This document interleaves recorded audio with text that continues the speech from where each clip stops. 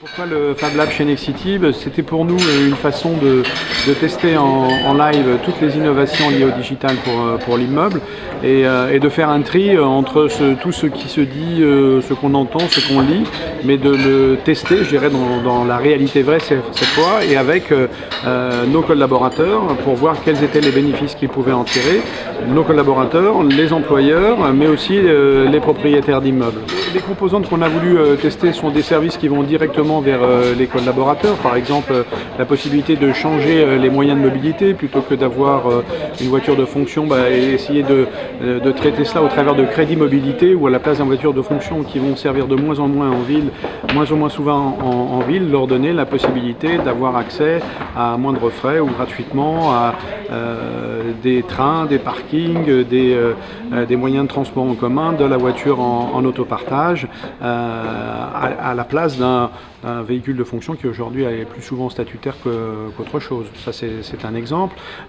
Dans les espaces de coworking qu'on a pu développer, c'est aussi trouver des zones de convivialité où les collaborateurs peuvent se retrouver pour passer des coups de fil dans un environnement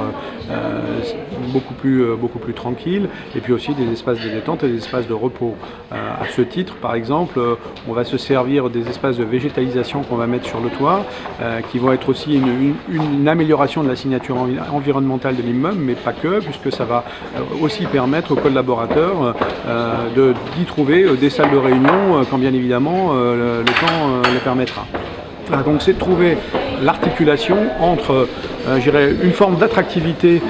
pour l'employeur vis-à-vis de ses collaborateurs, une forme d'attractivité pour les investisseurs en ayant la pleine conscience que l'immeuble qu'ils vont acheter est parfaitement, dans le move d'aujourd'hui, disposant de l'ensemble des technologies, mais avec l'adhésion des gens qui travaillent dans les immeubles. On a un effet de